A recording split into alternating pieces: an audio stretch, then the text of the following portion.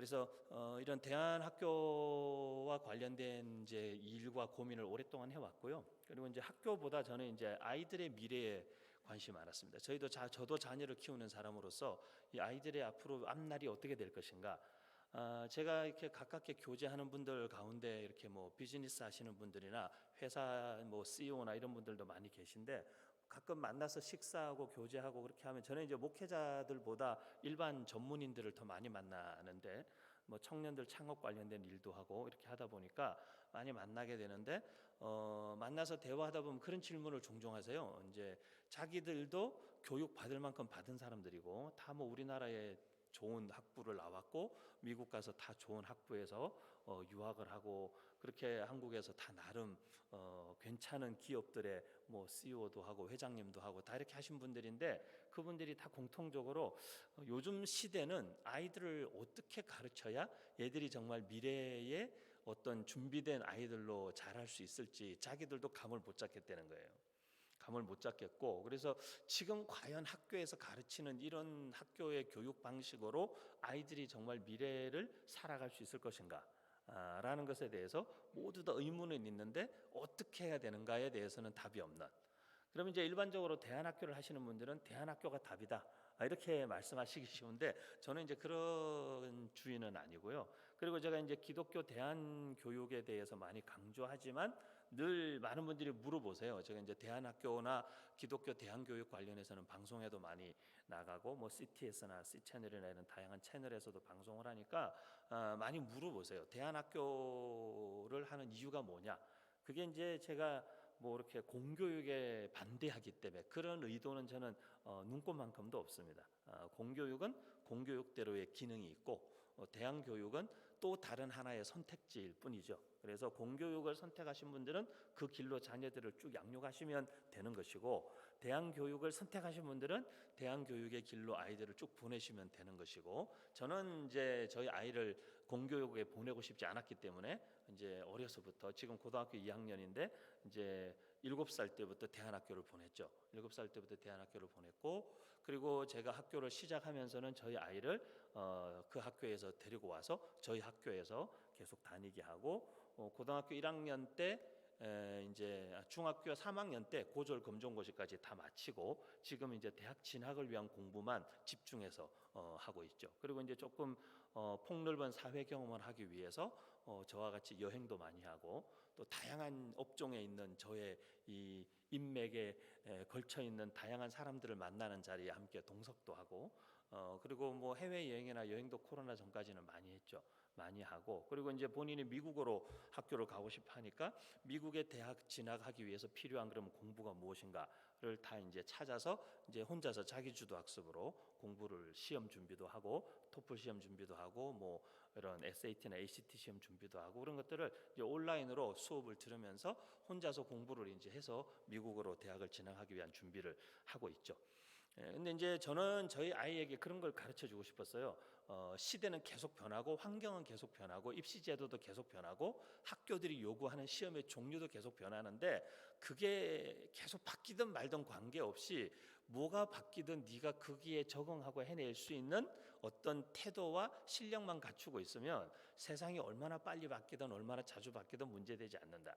근데 그런 기본기가 갖춰져 있지 않으면 뭐가 하나 바뀔 때마다 전부 다 부모도 막 아이들도 모두가 다 패닉 상태에 빠지고, 학교들도 막 바뀐 입시 제도에 적응하느라 또 막 새로운 준비들을 해야 되고, 지금까지 이거 해왔는데 갑자기 입시 제도와 내용이 바뀌면서 이제는 또 이걸 해야 된다 그러고, 그것 따라서 부모들은 또 막 사교육 시장을 전전하면서 그걸 아이들한테 또 갖춰주기 위해서 어마어마한 비용과 시간들을 들이고 마음을 쓰고 신경을 쓰면서 애들은 또 애들대로 스트레스를 막 엄청 받으면서 살고 있죠.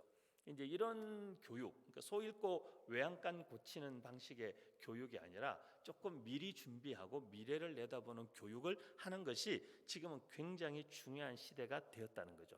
그래서 그것에 대해서 여러분에게 간단하게 정말 간단하게 제가 말씀드리려고 합니다. 같이 이제 PPT를 보면서 좀 말씀을 드리겠는데, 먼저는 교육의 정의에 대해서 한번 생각을 해보면 좋을 것 같아요.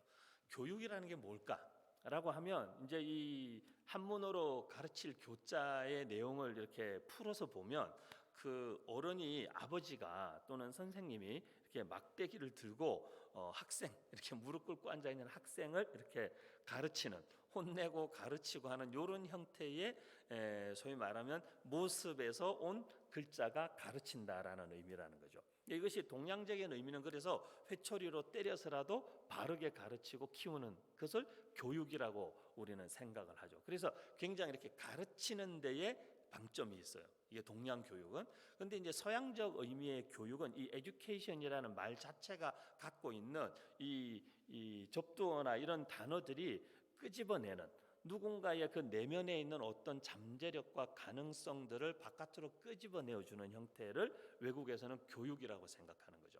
그렇기 때문에 우리가 이제 한국 교육, 미국 교육 이런 얘기 많이 하고 뭐 20, 30년 전에 저도 유학하고 했지만 이렇게 뭐 미국으로 다들 유학 보내고 뭐 이런 일들을 우리가 많이 하는 이유가 미국 학교 가보니까 아이들이 다른 거죠. 제가 미국에서 벌써 유학한 지가 20년이 넘었는데 벌써 한 26년, 7년 전에 미국 가서 한 7년 거기서 유학하고 다시 돌아오고 했는데 그 기간 동안에도 벌써 30여 년 전에도 미국에서 그런 얘기가 있었어요. 뭐 1년씩 이렇게 교환 교수로 많이 오죠. 제가 미국에서 이제 워싱턴 지구촌 교회라는 이제 동부 지역의 메릴랜드의 꽤 큰 교회에 청년 사역과 예배 사역자로 있었는데 그때도 보면은 한국에서 교환 교수로나 이렇게 1년씩 오시는 분들이 있어요. 주재원으로나. 그런데 그런 말이 있어요. 아이들이 학교 다니기 시작하면 다시 못 돌아간다. 그런 말이 그때도 굉장히 성행했었어요. 그 말은 사실이에요. 왜냐하면 제가 봐도 너무 아이들 위주의 교육을 해주기 때문에 아이들이 너무 행복해하고 아이들이 너무 즐거워하고 학교 가는 것을 기뻐하고 즐거워하고 학교에서 주는 부담과 스트레스 그렇게 없고 그러니까 되게 좋죠. 그러니까 아이들이 이런 학교 다니다가 한국에 들어와서 한국 학교 들어가면 아이들이 이제 답답해서 못 견디죠. 지금은 한국도 초등학교는 많이 좋아졌습니다. 한국의 초등교육은 많이 좋아졌고 하지만 이제 중학교 가는 순간부터 또는 이제 선행학습 하시는 부모님들은 이제 입시라는 것 때문에 아이들이 불필요한 스트레스를 많이 받는 것이 아직도 한국 교육의 현실이죠. 그렇기 때문에 이제 그런 부분들이 좀 아쉬운 부분이죠. 하지만 지금 전 세계적으로 교육의 큰 흐름은 이 교육자 중심에서 학습자 중심으로 그래서 education이라는 말도 쓰지만 요즘에는 learning이라는 말을 많이 쓰죠. 그래서 학습자 중심으로 굉장히 많은 것들이 바뀌었죠. 자기주도 학습 이런 것도 학습자 중심의 사실은 교육이라고 볼 수가 있죠. 제가 교육이라는 것이 그래서 누군가의 안에 있는 잠재력을 끄집어내는 것이고 동시에 그 잠재력을 끄집어내기 위해서 외부에서 어떤 자극을 주어야 되는 줄탁동시라고 하죠. 그래서 이 그냥 병아리가 알을 깨고 나오기 위해서 필요한 것은 어미 닭이 껍질을 다 까주는 것이 아니라 그냥 부리로 이 달걀의 끝을 톡톡 쪼아서 그냥 살짝 금방 가게 해주면 안에 있는 병아리가 스스로 깨고 나올 수 있게 해주는 그것을 줄탁동시라고 하죠. 그래서 교육에서는 사실 이런 개념들이 굉장히 중요하죠. 부모가 어디까지 개입할 것이냐 라는 그 선을 지킬 줄 아는 것 이게 교육의 굉장히 지혜거든요. 근데 이제 부모가 다 해주는 교육만큼 위험한 교육이 없죠. 저는 청년들을 30년 가르쳤습니다. 제가 미국에서 한국에 돌아와서까지 한국에 와서도 지금 거의 19년째 강남에 있는 청년들을 제가 계속 사역해왔고 가르쳐왔는데 제가 이 강남에 있는 친구들을 한 20여 년 가르치면서 미국에서도 이 한국에서 온 똑똑하다는 유학생들 제가 코스타나 이런 사역도 25년 넘게 했기 때문에 뭐 코스타 유학생 사역도 하고 보면 한국에서 왔다는 미국으로 왔다는 똑똑한 친구들 학벌 좋은 친구들 또 부모님들의 어떤 전폭적인 지지를 받았던 친구들 그리고 이 강남에서 20년 제가 이 소위 말해서 자기들이 말하는 로얄 루트를 거쳐서 초중고 학군 좋은 데 다 거쳐서 신촌이나 여기 관악을 왔다 갔다 하는 친구들이 주로 저희 청년부에 대다수 다 있었어요. 근데 제가 이 친구들을 20년 동안 가르치면서 이 친구들하고 얼마나 많은 대화를 했겠어요. 상담을 하고. 근데 이제 그 친구들이 다 저한테 거의 공통적으로 하는 얘기가 자기 자녀들은 그렇게 키우고 싶지 않다는 거죠. 자기 자녀들은 자기들처럼 키우고 싶지 않다는 거죠. 그리고 몇몇 친구들이 저한테 했던 그 상담할 때 했던 말들이 되게 기억에 남아요. 목사님 자기 인생 대충 살지 않았다는 거예요. 되게 열심히 살았고 되게 성실하게 살았는데 왜 자기 삶에 자기는 만족할 수 없는가? 그리고 왜 자기가 사는 삶의 의미라는 게 뭔지를 아직까지도 자기는 찾을 수가 없는 걸까? 물론 이제 조금 철학적인 고민을 하니까 그럴 수 있겠죠. 그냥 뭐 연봉 괜찮게 받고 뭐 좋은 집에 좋은 차 타고 애들 좋은 교육 시키면서 살면 나는 그걸로 그냥 만족해. 그러면 그냥 괜찮은데 그게 아니라 뭔가 이렇게 인생의 의미를 찾고 뭔가 이렇게 이게 삶이라는 게 하나님이 기뻐하시는 삶이라는 게 뭐지? 그리고 우리 자녀들이 그냥 돈 잘 벌고 잘 먹고 잘 사는 게 그게 크리스찬이 추구해야 되는 과연 삶의 목적의 전부인가? 정말 우리가 하나님 앞에서 사는 삶이라면 우리의 삶에 그 이상의 뭐가 있지 않을까? 이런 고민이 이제 들어오는 순간 인생이 되게 복잡해지거든요. 그래서 저는 이제 종종 그런 말씀 드리는데 우리가 이제 성경대로 살자 이런 얘기 많이 하는데 되게 위험한 말이에요. 왜냐하면 성경대로 산다는 것은 상당히 피곤한 일이거든요. 성경대로 산다는 것은 정말 위험하고 피곤한 일이에요. 그리고 성경대로 살기로 하는 순간 여러분 이 세상에서 인생이 굉장히 꼬일 수 있고 굉장히 어려워질 수 있기 때문에 사실은 적당히 타협하고 사는 게 제일 좋은 거예요. 아닌가요? 진짜 성경대로 살려면 진짜 힘들어요. 막 희생해야 되고 양보해야 되고 남을 밟고 올라서고 뭐 이기려고 하기보다는 우리가 져줘야죠. 양보하고 좋은 기회 있으면 남 먼저 가라 그러고 승진도 너 먼저 하라 그러고 그렇게 살다 보면 바보 같은 인생 살게 되는 거죠. 어떻게 보면. 근데 성경대로 살아도 된다라는 걸 좀 이렇게 우리 시대에 보여주는 좋은 크리스찬들의 모델이 좀 필요하죠. 그래서 이제 그런 교육에 우리가 한번 도전해 보는 것인데 교육에 대한 정의를 넘어서 이제 공부에 대한 정의가 되게 중요해요. 공부란 무엇인가? 라는 걸 봤을 때 제가 되게 가깝게 지내는 분인데 신태균 박사라고 삼성인력개발원이라는 걸 만들어서 지금 그게 이제 삼성경제연구소 셀이 CEO가 됐죠. 근데 이제 이분이 그걸 만드신 분이 이건희 회장이 지시해서 그걸 삼성그룹 안에서 처음 만드신 분이고 거기에 계속 이제 부원장으로 원장이야 이건희 회장이니까 계시다가 이제 퇴직하셔서 지금은 이제 판교에서 여기 이제 스타트업들이나 IT 이런 벤처 기업들 이제 그 경영 컨설팅하고 경영 자문역으로 판교에 자주 오시는데 제가 판교에 사니까 이제 오실 때마다 같이 이제 밥 먹고 제가 기독교 연구소를 대표로 또 운영하고 있는데 저희 연구소에 이제 리더십 관련된 미래 리더십 관련한 특강도 자주 하시는데 신태균 박사가 공부를 이렇게 정의했어요. 공부란 as is와 to be 사이의 갭을 메우려는 모든 노력입니다. 그렇기 때문에 미래의 내가 되고 싶은 모습 그리고 현재의 내 모습을 정확히 볼 수 있어야 됩니다. 그래서 그 차이를 인지하고 여기 as is와 to be 사이의 이 갭을 어떻게 메꿀 것인가 그것을 메우기 위해서 여러 가지 활동을 하게 되고 공부도 하고 자기 개발도 하고 하게 되는데 그걸 공부라고 한다는 거죠. 그걸 공부라고 한다는 거예요. 그래서 공부 청소년 시기에 들어서 왜 아이들이 공부라는 주제를 놓고 부모들하고 계속 갈등하고 마찰을 일으키냐면 초등 과정에서 공부에 대한 기초가 제대로 놓이지 않았기 때문에 그래요. 그 말은 공부에 대한 공부하는 습관도 습관이지만 공부를 하는 이유와 목적이 이 아이한테 아직 인식이 되지 않았다는 거예요. 그런데 열심히 하라고 그러거든 자꾸. 근데 왜 열심히 해야 되는지를 모르겠어. 그리고 계속 이제 좋은 대학 가야 된다고 그러는데 왜 좋은 대학을 가야 되는지도 모르겠고 특히 요즘 아이들 MZ 세대라 그러죠. 밀레니얼 세대와 Z 제너레이션. 근데 이 MZ 세대를 넘어서 이제 2010년 이후 출생한 아이들을 알파 제너레이션이라고 합니다. 알파 제너레이션은 디지털 네이티브 중에서도 특히 메타버스를 앞으로 이제 자기들의 삶의 실생활에 접목해서 살아갈 아이들이죠.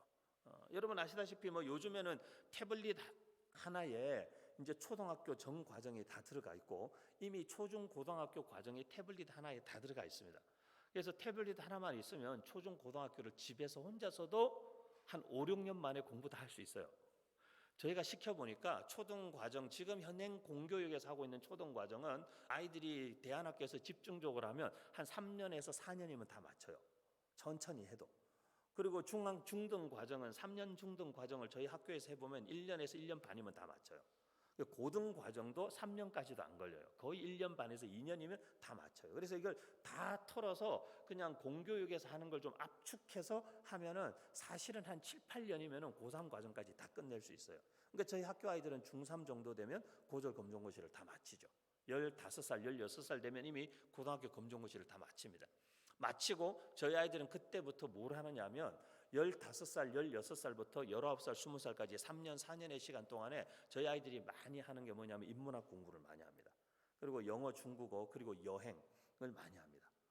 여행을 굉장히 많이 합니다. 저희 아들만 해도 뭐 돈이 많아서가 아니라 제가 이제 집회나 사역으로 해외를 많이 다니니까 제가 어디를 가든지 저 애를 데리고 다녔어요. 어려서부터. 그러니까 한 15살 됐는데 한 23개 나라 정도 다녀본 거야, 아이가. 그게 이제 자기 안에 축적이 되고 북한 뭐 주로 다 사역 때문에 다녔으니까 제가 북한 관련된 일도 많이 하니까 조중 접경 지역 자주 가고 백두산 한 저랑 5번 갔다 오고 미국 한 5번 갔다 오고 미국 대륙 횡단도 차 몰고 저랑 2달 반 동안 대륙 횡단도 해보고 뭐 유럽도 몇 번 가고 이렇게 제가 집회 가는 데마다 호주, 뉴질랜드 청소년 청년들 집회 가는 데마다 어려서부터 데리고 다녔어요. 동남아시아 어디든. 이 아이가 중학교 3학년 지나갈 때까지 자기의 미래를 결정하는 걸 조금 고민하더니만 고1 정도 되니까 이제 자리를 잡더라고요. 그래서 얘는 이제 자기 방향 딱 자기는 인터내셔널 릴레이션스 공부하고 싶다. 그리고 지금 이런 우크라이나 러시아 분쟁이나 우리나라가 분단 상황에 있는 나라인데 이런 국가 간의 분단, 분쟁, 갈등 이런 것들을 좀 해소하고 화평케 하는 일, 그런 공부를 좀 해보고 싶다라고 자기 진로를 이제 정한 거죠. 그래서 이제 인터내셔널 릴레이션스를 어느 학교가 잘 가르치는가, 학교들을 좀 추려내고 그 학교들에 가기 위해서는 내가 어떤 준비를 해야 할 것인가. 그냥 이렇게 시험 성적만 잘 받아서 되는 게 아니라 에세이도 좀 써야 되겠구나. 저보고 이제 요청을 하는 거예요. 아빠가 아는 분들 중에 이런 인터내셔널 릴레이션스 관련된 일을 하는 분들을 좀 소개해달라. 그래서 제가 뭐 개성공단이나 평양이나 낮은 선봉이나 이런 또 중국 쪽에서 북한 관련된 일들 하는 분들을 쭉 소개를 해줄 거예요. 계속. 그래서 만나서 얘기도 들어보고 이 전 세계에서 이 핵 위협과 이 유일한 분단 국가로 남아 있는 이 대한민국을 어떻게 할 것인가. 그런 주제들을 좀 네가 한번 해봐도 좋겠다. 그리고 아빠가 아는 교수님들 중에 그런 주제 연구하는 뭐 한동대 교수들이나 이렇게 연계해서 뭐 같이 리서치도 해보고 그런 걸 전문적으로 하는 사람도 있으니까 사실은 되게 자유롭게 어떤 교과 공부로부터 벗어나서 한 3, 4년 동안 자유롭게 정말 마음껏 탐구해 볼 수 있는 여유들을 가지는 방식으로 저는 이제 아이를 키우고 싶었던 거죠. 그리고 그렇게 자라왔고, 그래서 이제 공부에 대해서 김영민 교수가 공부란 무엇인가라는 책으로 많이 알려졌는데, 김영민 교수는 그렇게 얘기합니다. 어떤 공부도 오늘날 우리가 처한 상황을 순식간에 천국으로 바꿔주진 않지만 탁월함이라는 별빛을 바라볼 수 있게는 해준다. 그러니까 우리가 공부를 계속하면 아이들이 얻는 유익은 뭐냐면 당장 인생이 바뀌는 건 아닌데 너의 삶이 점점 더 탁월한 삶으로 이렇게 점진적으로 성장해가는 어떤 기쁨이라는 게 그 안에서 느껴져야 된다. 그죠? 근데 이제 제가 저희 학교 아이들에게 공부란 무엇인가, 저희 학교 아이들이 제 수업을 의무적으로 다 들어야 되거든요. 저희 어깨동무 학교 아이들은. 근데 제가 하는 수업이 이제 인문학 수업이 기독교 인문학 수업인데, 기독교 인문학 수업 시간에 제가 아이들에게 숙제를 냈어요. 에세이를 매주 쓰게 하는데 제 수업을 듣는 아이들은 매주 5페이지에서 많은 아이들은 15페이지까지 에세이를 한 학기 내내 써요, 매주.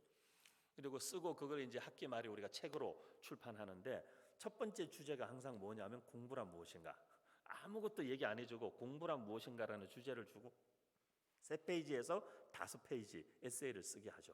그럼 이제 아이들이 막 정말 머리를 쥐어뜯으면서 공부란 무엇인가, 생전 처음 그런 질문 받아봤다고 그래요. 대다수 아이들이. 자기들 지금까지 평생 살면서 10한 4, 5년 평생 살면서 누구도 자기들에게 공부란 무엇인가 물어보지 않았다는 거예요. 그래서 공부란 무엇인가를 고민하고 있습니다. 근데 이제 아이들이 고민해서 나온 공부란 무엇인가에 대한 정의들이 있어요. 공부란 좋은 사람이 되어가는 과정이다. 우리 창원 아이가 그렇게 썼어요. 그리고 판교에 있는 아이는 공부란 지식을 쌓는 것이고 시간을 활용하는 방법과 돈의 가치를 알게 해주고 어떤 상황에서도 흔들리지 않고 하나님의 사람으로 살아갈 때 필요한 지혜를 주는 것이다. 그리고 오산에 있는 친구는 공부를 삶을 살아가면서 체험하고 경험하고 배우고 느끼고 얻게 되는 모든 것들이 공부다. 우리 순천의 아인이는 공부는 배움이다. 인생이고 나를 위한 것이자 하나님을 위한 것이며 삶을 편리하게 살아갈 수 있게 해주는 것이다.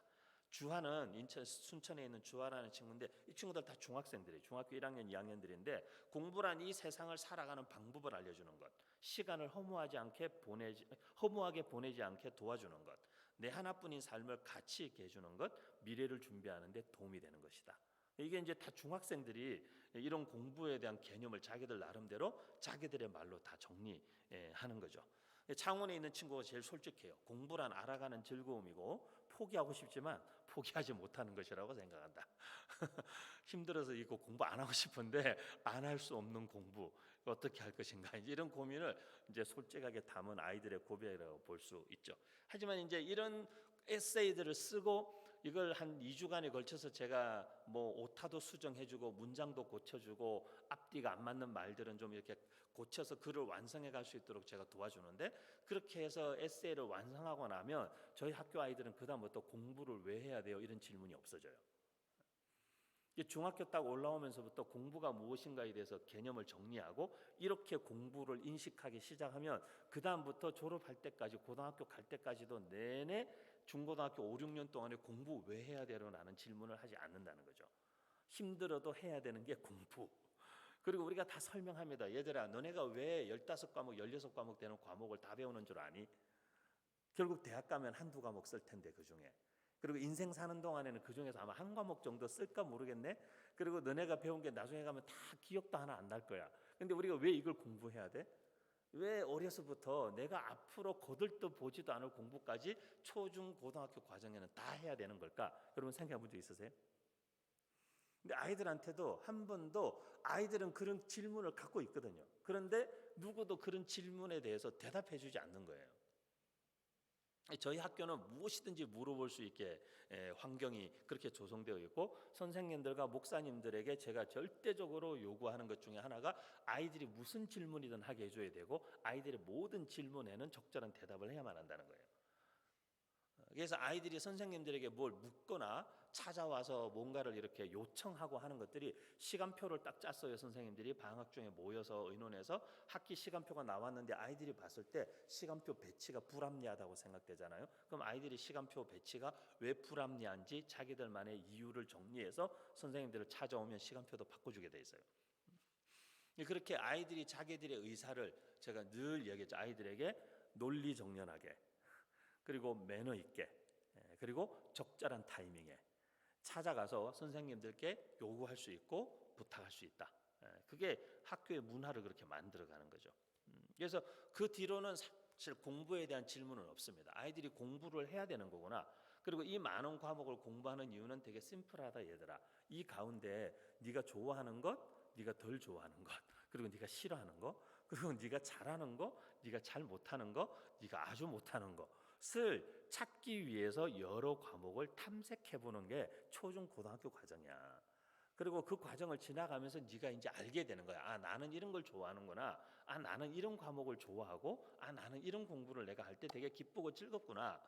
그런 것들을 알기 위해서 두루두루 해보는 거야. 그러니까 성적이 나빠도 괜찮아. 왜냐하면 그 공부 네가 평생 할 거 아니기 때문에.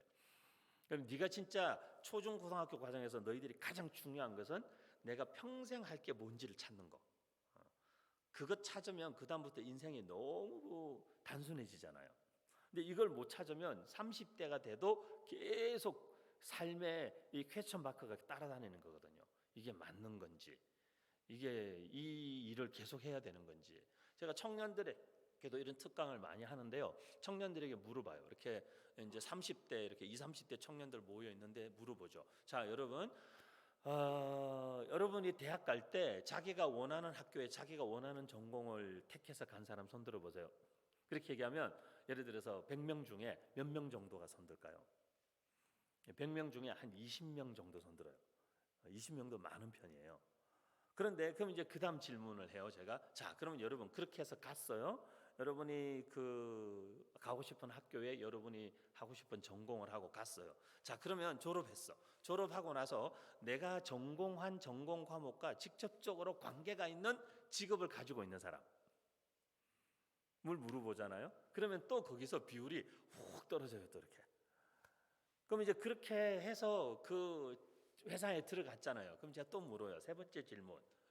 여러분, 세 번째 질문이 뭐냐면, 자, 지금 다니는 회사를 나는 평생 다니고 싶다 물어보면 한 명 나오기 힘들어요.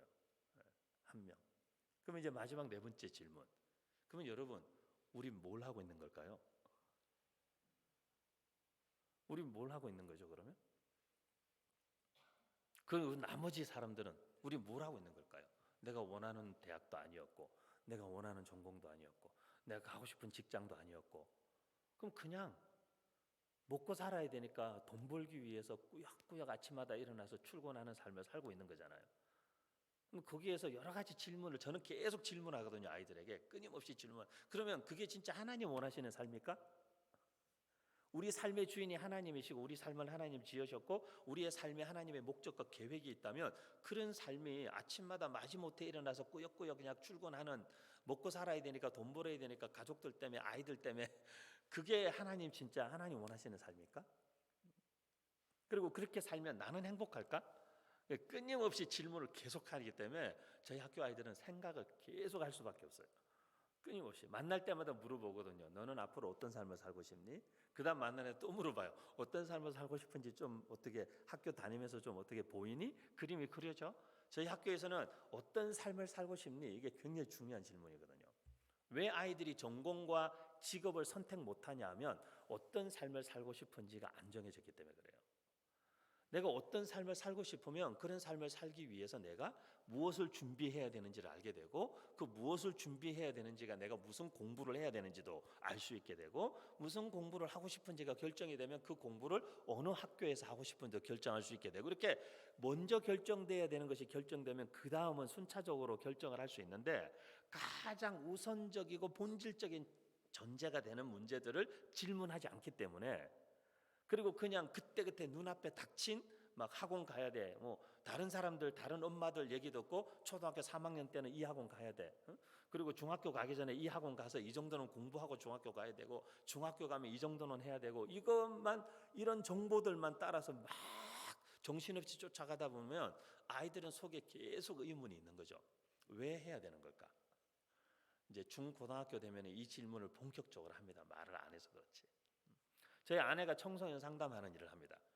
하는데 성남시에서 청소년 상담 복지센터에서 상담 이제 하는 팀들을 관리하고 상담팀들 교육하고 아이들 상담하는 일을 하는데 성남시 청소년 상담 복지센터가 분당구와 수정구에 딱 경계에 있어요.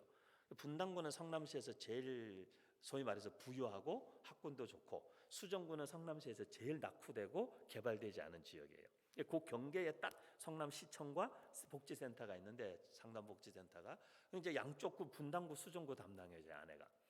이제 분당구 아이들도 만나고 수정구 아이들도 만나는데 딱 극명하게 나눠지는 거예요. 분당구 아이들은 환경도 좋고 부모들의 학벌도 좋고 뭐 좋은 학교 다니고 뭐 경제적으로 별 어려움 없는데 이 아이들은 정신적 문제가 엄청 많아요.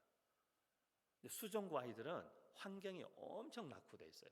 거의 편부모, 조부모 슬하에서 자내는 아이들 그리고 뭐 이렇게 겨울에 패딩이 없어가지고 친구 오줌 쳤다가 걸려가지고 상담 받으러 온 애들 동생이 자전거 타고 싶다는데 자전거 사줄 돈이 없으니까 형이 아파트에 가서 다 자전거 훔쳐오다가 잡혀가지고 가는 애들 편의점에서 이렇게 먹을 거 훔치다가 잡혀서 오는 아이들 이런 아이들이 대부분이에요.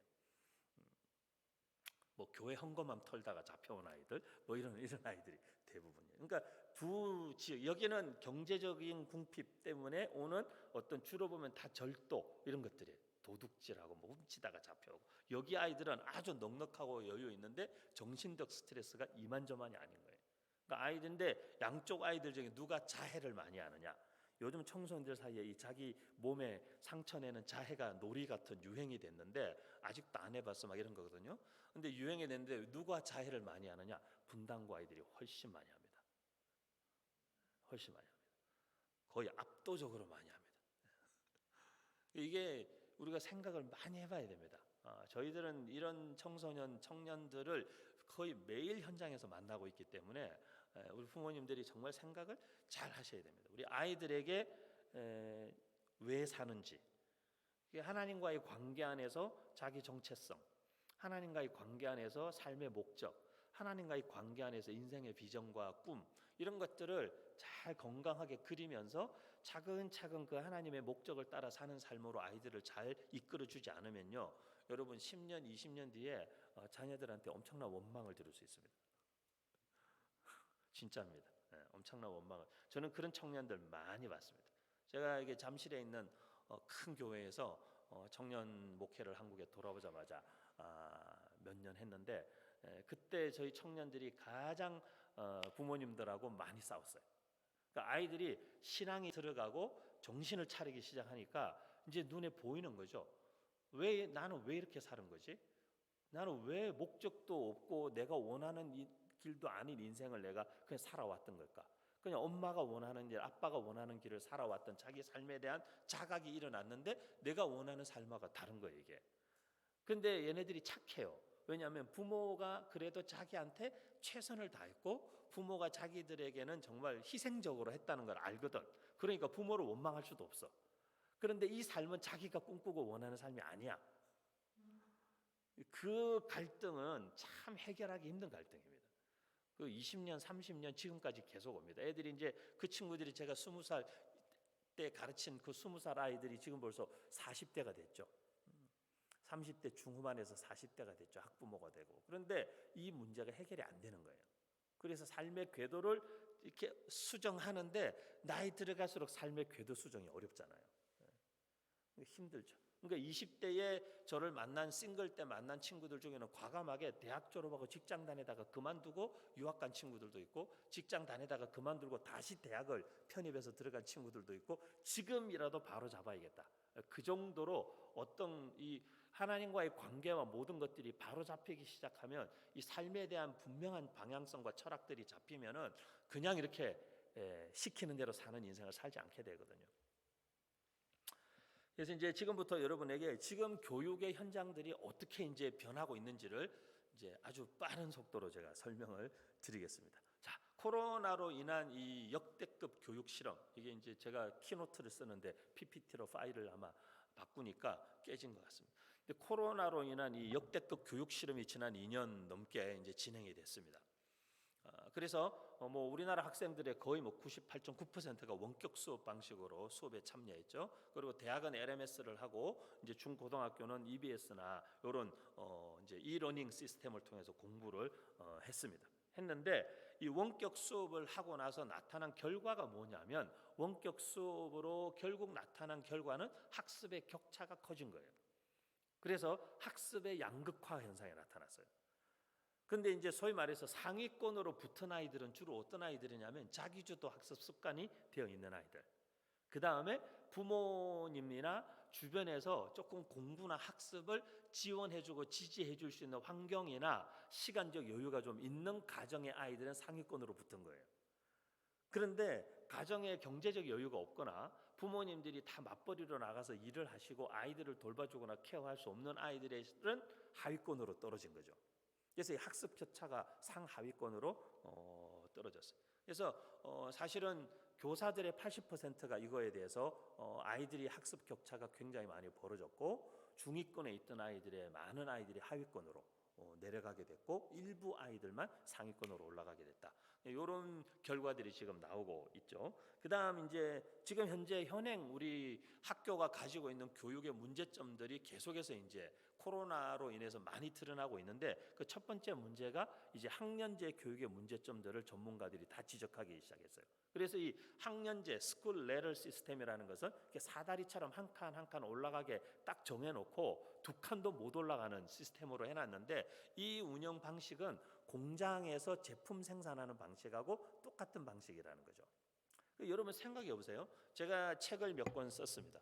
만남이라는 한국 역사책을 2018년도에 썼고, 그 다음에 2019년도에는 백비라는 두 번째 한국 역사책을 썼고, 이제 2020년도에 세 번째 책을 쓰려고 했는데 코로나가 터지면서 교육에 큰 변화가 오고, 제가 세 번째 책을 이제 2021년도에 작년 8월에 이제 세 번째 책으로 쓸모 있는 교육이라는 교육에 대한 책을 냈어요. 그런데 제가 이 책에도 썼지만 제가 이 책에는 조금 교육에 대해서 되게 적나라하게 좀 썼는데 집단 교육이라는 것은 사실 굉장히 폭력적이거든요. 아이들을 보면 만약에 여러분 자녀가 정상이에요. 근데 여러분 자녀가 약간의 핸디캡이 있어. 제가 많이 봤거든요. 정말 저희 학교에도 있어요. 저희 학교는 그런 아이들 봤습니다. 경계선인 아이들은 봤습니다. 심각한 아이들은 받을 수 없지만, 왜냐하면 교육은 책임인데 우리가 책임질 수 없는 아이들을 받을 수는 없죠. 하지만 저희는 이제 가급적이면 경계선에 있는 아이들, 자폐도 그렇고 이런 ADHD도 그렇고 경계선에 있는 아이들은 받습니다. 그리고 저희 학교 오면 다 달라집니다. 한 학기면 아이들이 다 달라집니다. 다 바뀌는데 뭐 자살, 자해 매 일주일에 2, 3일, 2, 3회 자살 시도하고 하던 아이도 저희 학교 오면 한 학기, 두 학기 지나가면 완전히 자유로워집니다. 애들이 다 온전해지는데, 근데 뭐 저희가 특별한 거 하지 않습니다. 그냥 일반 학교처럼 스트레스 주지 않고 개별 학습시킵니다. 학년, 저희는 무학년제이기 때문에 1, 2, 3, 4, 5, 6학년 학년 구분이 없습니다. 들어오면 영어부터 시작해서 모든 과목을 레벨 테스트를 하고, 레벨 테스트에서 네가 중학교 3학년이어도 영어가 중학교 1학년이면 중학교 1학년부터 시작하게 합니다. 그리고 그걸 다른 학생들하고 비교하지 않습니다. 자기만의 성적표와 자기만의 시간표를 가지고 공부하게 하기 때문에 다른 아이들하고 비교하지 않습니다. 저희는 성적표, 등수 이런 거 없습니다. 제 책에 써놨습니다. 등수, 등급은 소고기에 먹이는 거라고. 그건 사람한테 먹이는 게 아니라고. 왜 사람한테 등수와 등급을 먹입니까? 제가 저희 아이를 학교 보내지 않은 이유는, 공교육 보내지 않은 이유는 누군가가 저희 아들한테 너는 몇 등이야, 너는 몇 등급이야 이런 말 하는 걸 저는 용납할 수가 없어요. 왜? 우리 아이는 우리 아이 자체로 귀하고 소중하기 때문에. 그리고 그 아이는 그 아이의 삶이 있는 거예요. 근데 우리가 성경적으로 모든 아이들이 하나님의 형상으로 지음받은 아이들이라고 생각한다면 그 하나의 하나이가 얼마나 소중한 존재들이에요. 근데 그걸 세상적인 어떤 닭장 같은 공장 같은 시스템에 집어넣어 가지고 평준화시키고 평균으로 만들어서, 그래서 평균의 종말 이런 책도 나오는 거예요. 이게 만들어서 아이들에게 등수와 등급을 매기고, 그리고 평균치를 조금 더 끌어올리려는 노력을 하는 것이 공교육이라는 시스템이에요. 어쩔 수 없죠.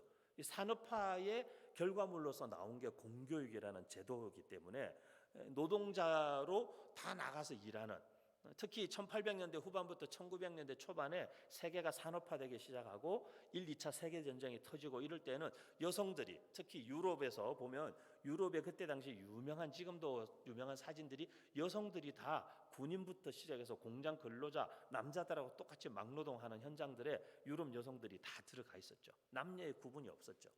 그러면 아이들은 누가 키웁니까? 국가가 키우는 거죠. 그리고 그 국가가 키우는 교육 제도가 결국 아이들을 어떻게 길러냈습니까? 결국에는 전체주의, 집단주의 교육을 하고 세뇌시키고 국가의 이익과 목적을 위해서 한 세대 전체를 세뇌시키는 교육을 하는 거죠. 그게 공교육이 갖고 있는 위험성이죠. 위험성. 공교육에 잘못 빠지면 전 국가적으로 아이들을 소위 말해서 브레인워시 할 수 있는 제도적 장치가 공교육이라는 거죠. 근데 그것이 뭐 히틀러나 나치 같은 데서도 나올 수 있지만 우리나라 같은 데서 공교육에서 아이들에게, 공교육은 어쩔 수 없어요. 정부에서 정책이 정해지면 그걸 할 수밖에 없는 거예요. 그게 뭐 동성애 문제가 됐던, 뭐 이슬람에 대한 이해가 됐던, 그게 저는 뭐 동성애 막 이렇게 막 적극적으로 찬성 반대 이런 주의가 아니에요. 그런 사람하고 그런 정치적인 논리와 관계없이 저는 성경적인 가치, 저희 아이가 딱 5살 됐을 때 저희 아내가 물었어요. 우리 교회 옆에 있는 교회의 성교원에 보낼 수가 있고 아이를 또 여기 유치원에 보낼 수가 있는데 어디를 보냈으면 좋겠냐고. 그래서 제가 망설임 없이 우리 아이가 나는 교회 성교원에 갔으면 좋겠다. 유치원이 훨씬 여건이나 환경이 좋다는 거죠. 그냥 괜찮다고. 왜 괜찮냐? 나는 우리 아이가 뭐 가가지고 영어로 노래 막 배워오고 뭐 이런 거 뭘 학교에서 많이 배워오는 것도 중요한데 우리 아이가 밥 먹을 때 우리에게 음식을 주신 하나님께 감사하는 걸 배우는 게 나한테는 더 중요한 가치다. 저희 아내도 동의해 줬어요. 저희 아내도 완전히 강남 토박이고 강남에서 쭉 자란 사람이지만 동의해 줬어요. 그래서 저희 아들을 어려서부터 저희는 신앙적 가치를 우선으로, 어려서부터 특히. 근데 지금 저희 아이가 고등학교 2학년이잖아요.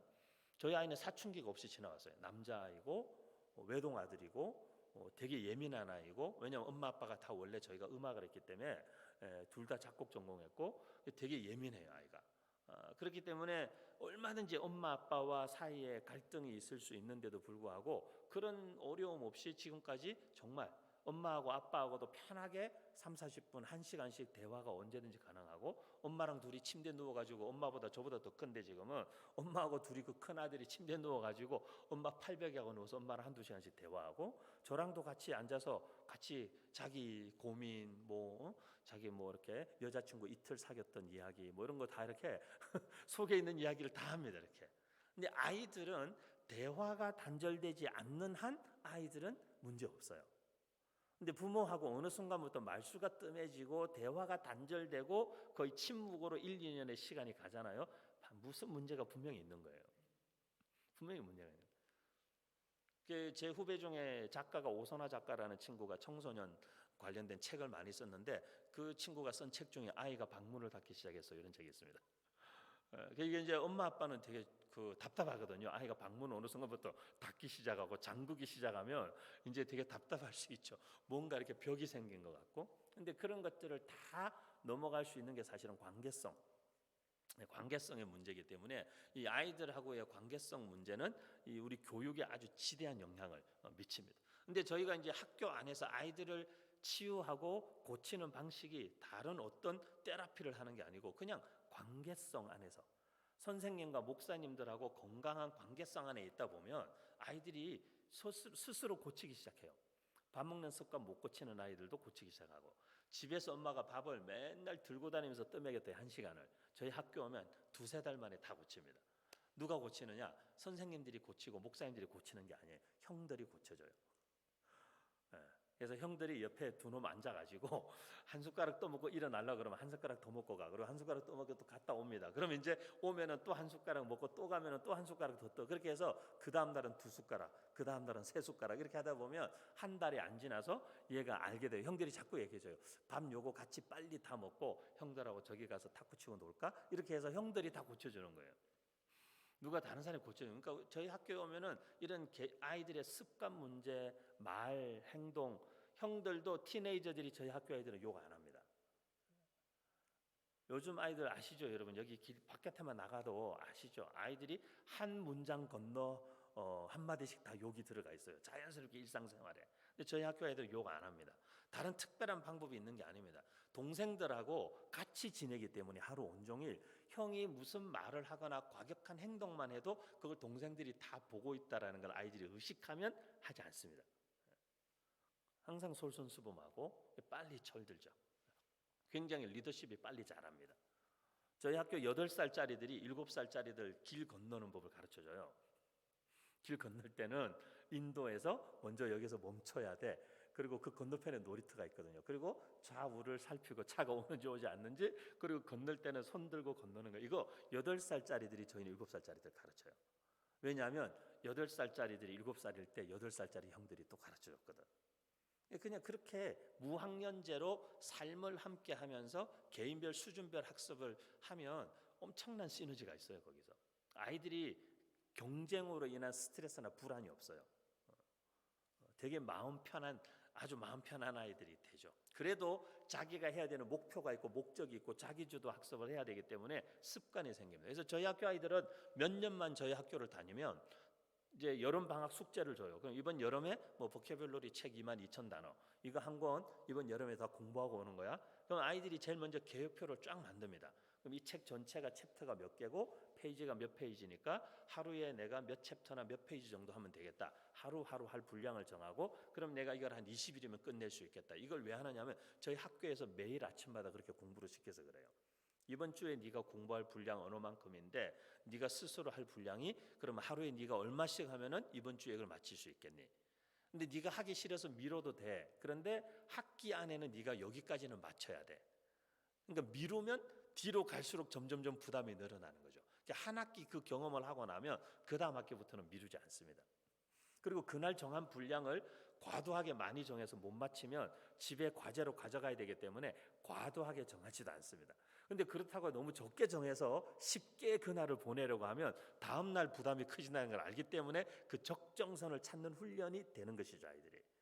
그래서 스스로 그런 자기 주도적으로 학습의 분량을 정하고 학습할 수 있는 습관과 태도를 만들어주는 것을 초등 과정부터 서서히 늘려가면 저희는 초등학교 2학년, 3학년 되는 아이들이 1시간에서 2시간씩 앉아서 책을 보고 공부를 하고 집중하다가 딱 나와서 10분, 15분 쉬고 다시 들어가서 1시간, 1시간 반씩 자기 할 공부를 하는 것을 초등학교 2, 3학년 정도 되면 다 합니다.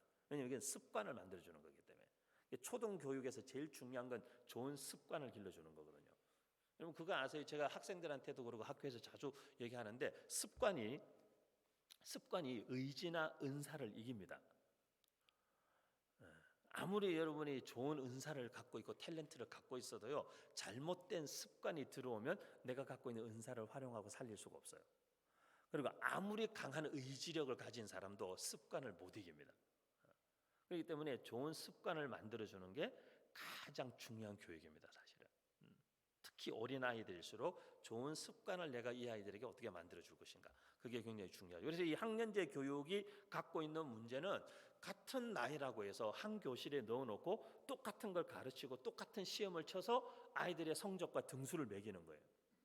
그러면 여러분 생각해 보세요. 아이들은 아이들마다 다 달라요.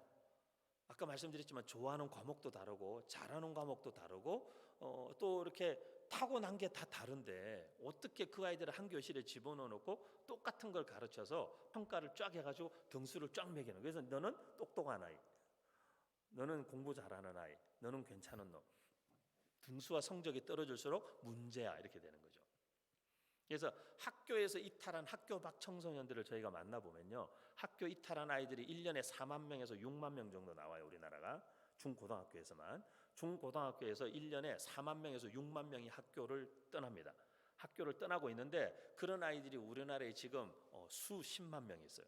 수십만 명이 있는데 그것 때문에 학교 밖 청소년 지원 재단이라는 게 국가에서 생겼을 정도죠. 그래서 거기서도 엄청난 지원을 해줍니다. 저희 대안학교들도 학교 밖 청소년 지원 재단 지원을 많이 해요. 저희 학교도 급식비도 다 지원받고 아이들 교복 비용, 뭐 아이들이 하는 여러 활동들, 뭐 자격증 같은 거, 목공 수업 같은 거는 큰 목공실 같은 게 필요하잖아요. 근데 저희가 하지 않고 중원 청소년 수련관에 가면 엄청 큰 목공실이 있는데 재료 비용, 강사 비용 전부 다 성남시에서 부담해서 저희 아이들이 할 수 있는 다양한 체험들, 뭐 수영도 할 수 있고 다양한 것들을 정부에서 다 지원해 줍니다. 대안학교 아이들도 지금은. 검정고시 볼 때도 검정고시 보는데 필요한 교과서, 뭐 문제집, 그리고 뭐 그 인터넷에 인강 들을 수 있는 패스워드, 아이디 이런 것들 전부 다 국가에서 다 지원해 줍니다. 지원해 주고 지금 이제 학교 밖에 있는 아이들이 너무 많아졌기 때문에 국가에서 그 아이들을 돌보고 지원하는 시스템을 전국적으로 자리를 잘 잡아놨죠. 예산도 엄청나게 투자를 많이 하고 있고요. 그래서 이런 학년제 교육을 하다 보면 그 안에서 아이들이 표준화되고 사회적 선별 사실 과정을 거치게 된다는 거죠. 그래서 결국에는 사회에서 어떤 직업이나 직장을 얻는데 더 유리한 고지를 점할 수 있는 아이들로 길러내기 위한 시스템 안에 아이들이 들어가서 성장하게 된다는 거죠. 나쁘지 않습니다. 나쁘지 않습니다. 저는 그게 틀렸다고 말하고 싶지도 않습니다. 하지만 어떤 부모님들은 그것을 원치 않는 부모님들, 어떤 아이들은 그것을 원치 않는 아이들이 있다는 거죠. 그리고 그런 아이들의 숫자가 만만치 않다는 거죠. 그리고 저는 교회가 그런 아이들을 방치하지 말고 교회가 그런 아이들을 품어줄 수 있어야 된다. 품어줄 수 있어요. 지금도 제가 성남시에서 지금 계속 제가 목사님들하고 좀 의논하고 있는 게 보니까 시기관에서 할 수 있는 일이 한계가 있어요. 저희 아내가 어느 날 집에 와서 집에 오면 매일 이제 자기가 만난 아이들의 이야기를 해주거든요. 근데 이제 집에 와서 어느 날 이렇게 얘기하는 거예요. 오늘 자기가 누구 어떤 한 아이를 상담하는데 그 아이가 이렇게 얘기했대요. 자기에게 자기가 이제 자기 편이 돼주는 사람이 없는 거예요. 이 아이가 가정 환경이 이제 어려우니까. 그래서 이제 뭐 아빠가 혼자서 일을 하고 엄마는 소위 말해서 이제 뇌 질환이 있는 장애인이시고 이러니까 이제 집에 있어도 자기가 엄마를 케어해야 되지 엄마가 자기를 케어해주지 못하고 아빠도 일용직으로 일을 하니까 집안에 가정적인 여유도 없고 집안이 늘 침침하고 어둡고 그런 상황 속에 있는 거죠. 그러니까 이 아이가 이제 상담을 하면서 마음이 좀 풀어지니까 저희 아내에게 그런 얘기를 하더래요. 자기가 진짜 필요할 때 자기 곁에 늘 있어줄 수 있는 사람.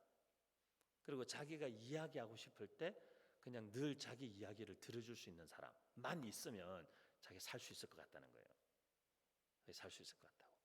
근데 이제 저희 아내가 그런 얘기를 들을 때마다 걔한테 얘기해주고 싶은 거죠. 왜냐하면 그런 분이 계신다고. 그래서 그 아이들에게 자연스럽게 예수님을 소개하고 싶은 거죠. 어떻게 보면. 그리고 선생님도 그렇게 해줄 수 있지만 예수님이 계셔. 복음을 소개하고 싶은 거죠. 그런데 이게 기관에서는 그걸 할 수가 없는 거죠. 종교적인 문제는 절대로 이제 건드리면 안 되니까.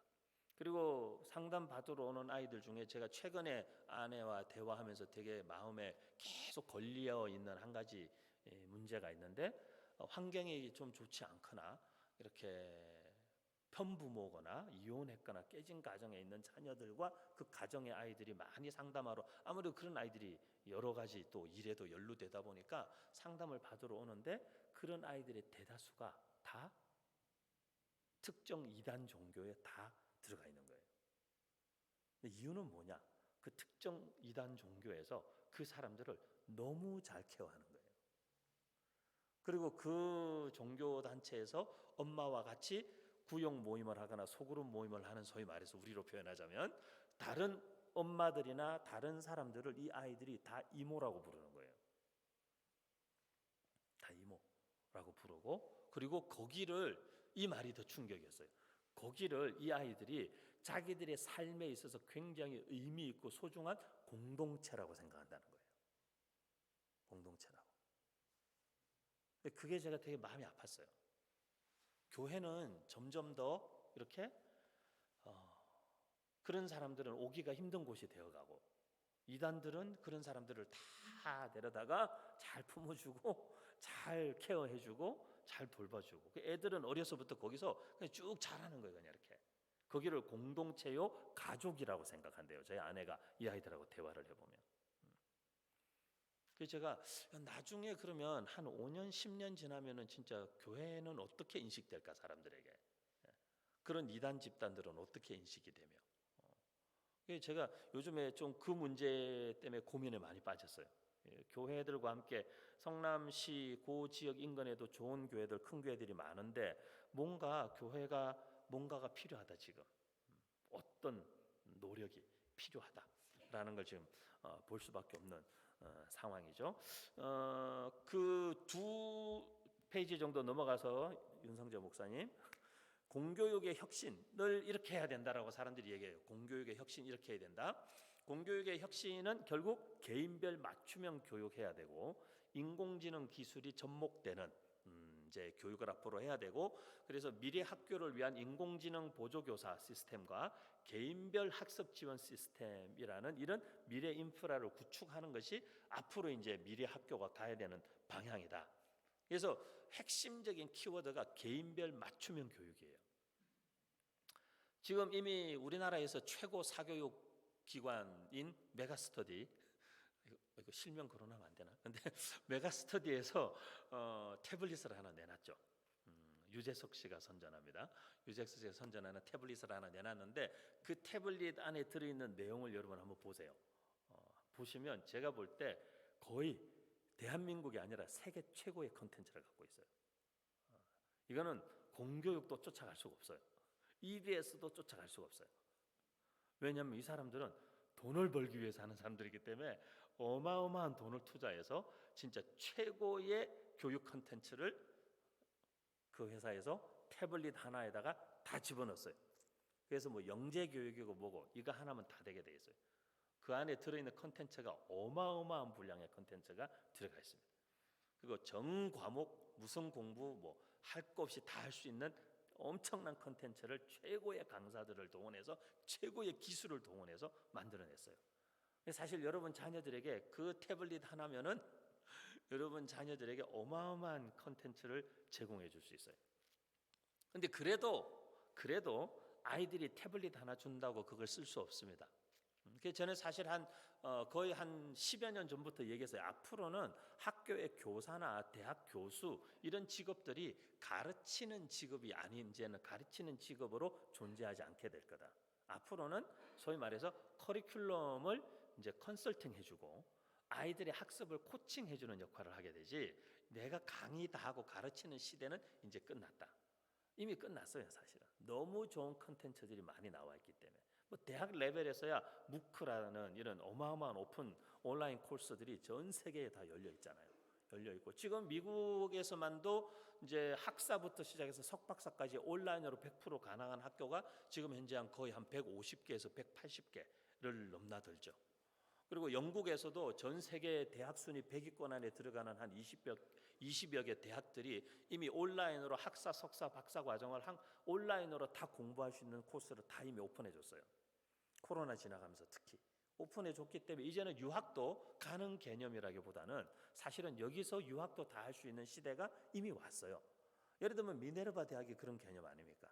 전 세계적으로 나름 이슈가 되고 있는 미네르바 대학이 그런 개념이죠. 아이들이 전 세계 대학 4년 동안에 8개 정도 도시를 이동하면서, 대륙을 이동하면서 한 학기씩 공부하죠. 그래서 이 학교는 캠퍼스가 없고 도미토리만 있어요. 서울에도 있어요. 서울에도 이 미네르바 대학 도미토리가 이태원에 가면 있죠. 그래서 기숙사만, 자기들이 필요로 하는 지역 도시에다가 기숙사만 구해놓고 학생들이 그 도시에 와서 한 학기 동안 머물면서 수업은 100% 온라인 수업으로 진행하고, 온라인 수업 이외에 나머지는 미리 해와야 되는 개인 과제, 독서, 그 다음에 그 지역과 그 나라에서 진행하는 프로젝트 수업만 하는 거죠. 근데 그 대학에 들어가려면 경쟁률이 어마무시하죠. 전 세계에서 가장 경쟁률 높은 대학에 학비도 가장 비싼 학교죠. 그런데도 그게 샌프란시스코에 있는 말도 안 되는 졸업장은, 말도 안 되는 핫바리 학교에서 졸업장 주는 거거든요. 그런데도 미네르바 스쿨이라는 그 학교에, 그 샌프란시스코에 있는 유명하지도 않은 조그만 대학에 그냥 한 학부예요. 한 학부. 그런데도 거기를 못 들어가서 온 세계에서 줄을 서는 학교가 된 거죠. 그리고 그런 학교가 지금 한국에도 몇 개 생기기 위해서 준비하고 있어요. 어떤 분이 지금 제주도에서 스페인에 있는 대학하고 창업 전문 대학을 스페인에 있는 커리큘럼 그대로 가져와서 대학 다니는 동안에 창업까지 해야 졸업할 수 있는 창업 전문 대학을 제주도에서 준비하는 분이 있고, 인천에서 전 세계 11개 도시와 국가를 다니면서 창업만 전문으로 연구하고 공부하고 하는, 전 세계 다니면서 창업 기회들을 찾고 비즈니스 플랜 짜고 하는 이 창업 전문 대학교, 지금 올해에 이제 국가에서 펀딩하고 해서 올해 이제 인천을 베이스로 해서 전 세계 11개국 다니면서 공부하는 대학교도 지금 이제 곧 개교할 겁니다. 근데 이런 학교들이 이제 한국에도 이제 막 생겨나기 시작하고 있죠. 그래서 교육의 어떤 그 지형도에 진짜 어떻게 보면 진짜 이렇게 어마어마한 지각 변동이 일어나고 있어요. 그래서 우리가 그냥 이렇게 순진하게 모두가 가는 길로만 이렇게 아이들을 그냥 보내는 게 제일 무난할 수 있지만, 시대적인 미래의 변화를 예측해 볼 때는 그런 교육으로 우리 아이들이 미래에 과연 생존할 수 있을 것인가.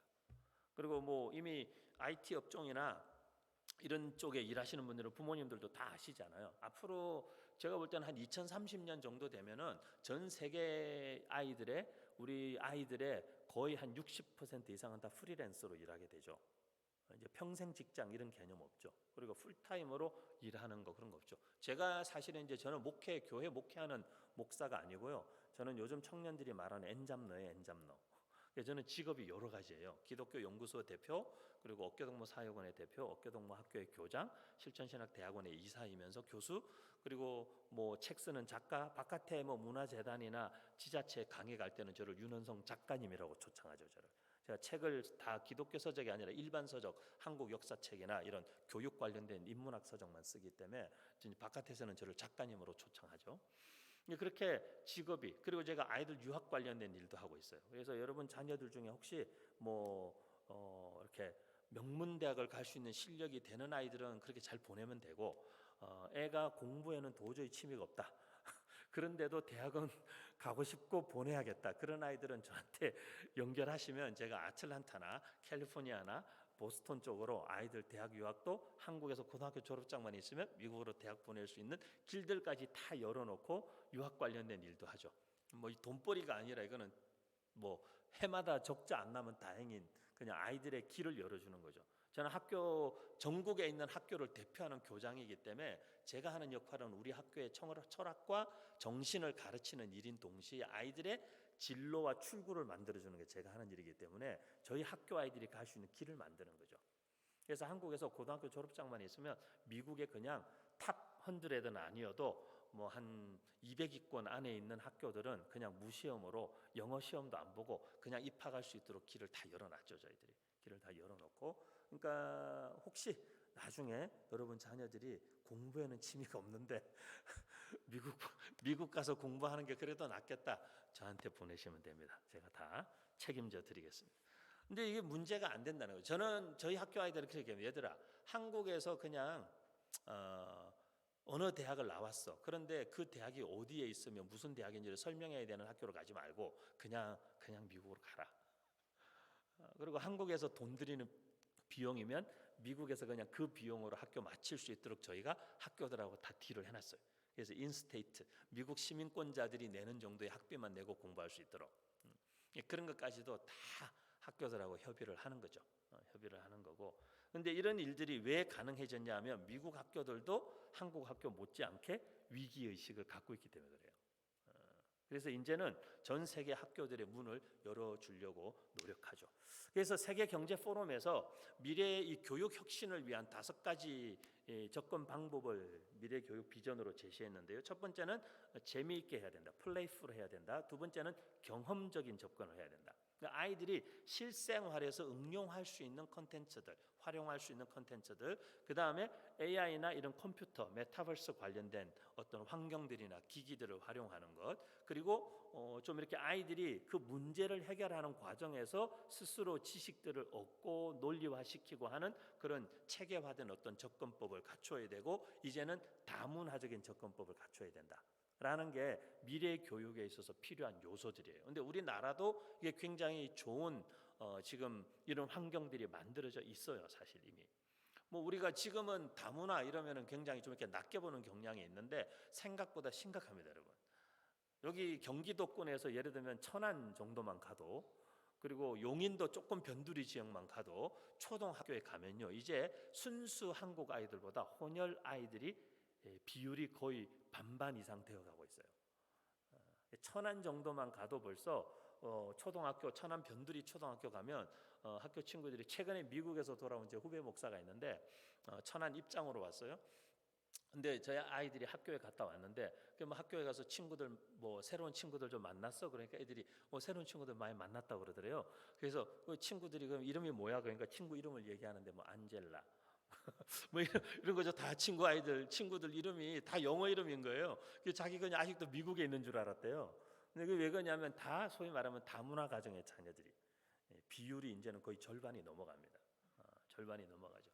우리나라도 이제 앞으로 이 다문화 가정 자녀들, 혼혈, 우리가 소위 말하는 이 아이들하고 우리 아이들이 어떻게 섞여서 이제 같이 더불어 살아갈 것인가.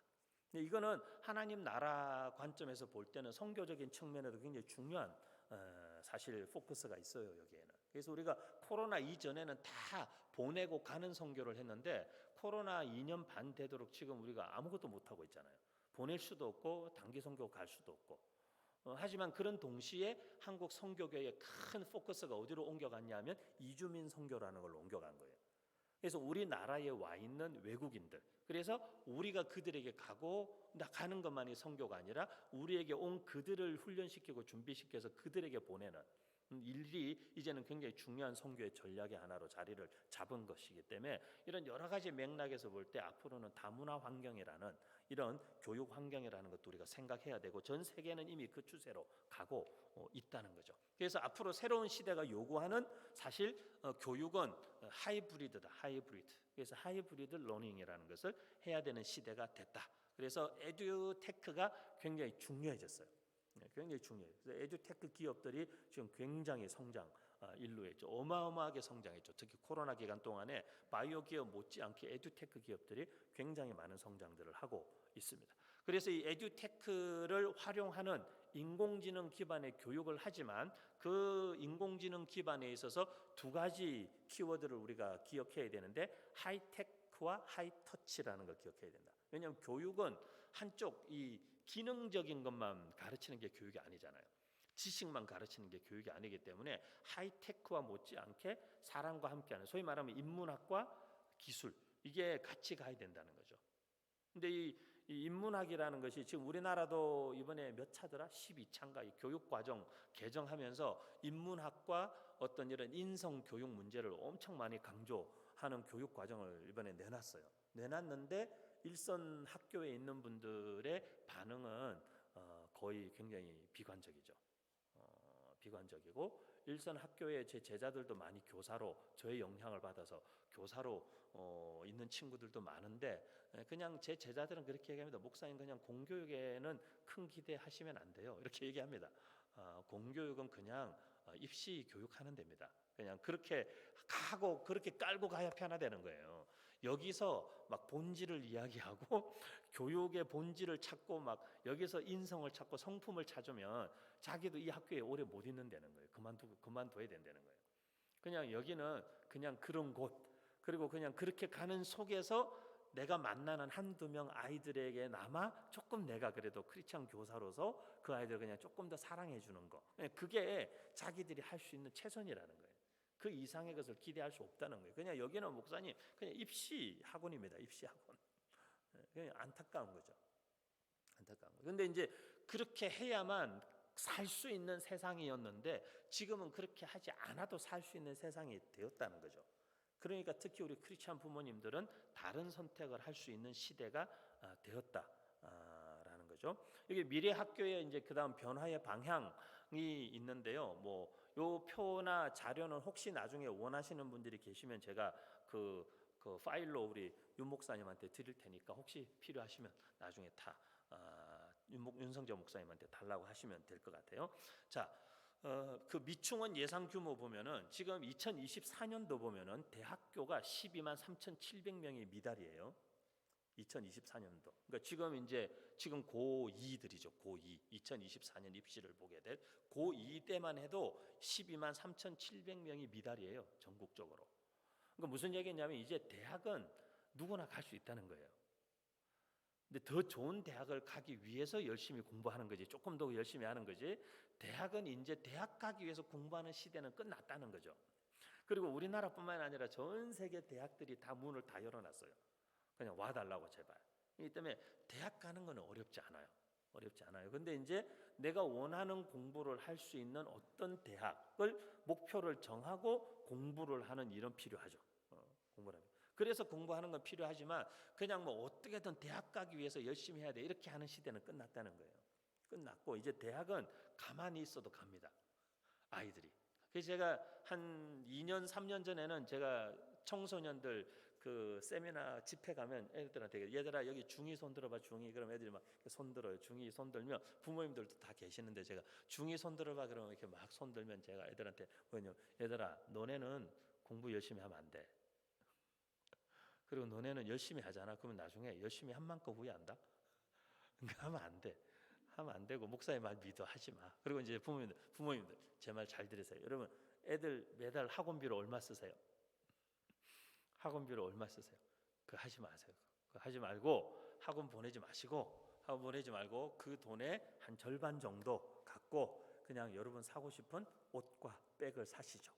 그리고 그 나머지 절반을 가지고 제가 하는 여행 프로그램에 애들을 보내세요. 제가 코로나가 오기 전만 해도 1년에 한 12번에서 15차례 GPT라는 글로벌 퍼스펙티브 출입이라는 여행 프로그램을 1년 내에 진행을 해요. 그래서 제주도 뭐 3박 4일. 그러면 제주도에 가서 딱 장소를 정하고 차를 다 대절하고 다 식당까지 다 어레인지해요. 단체 관광처럼. 하지만 우리가 다니는 곳은 주로 이제 역사, 문화 이런 유적지들을 다니는 거죠. 아이들하고 같이. 다니면서 제주도의 역사를 쭉 공부하는 거죠.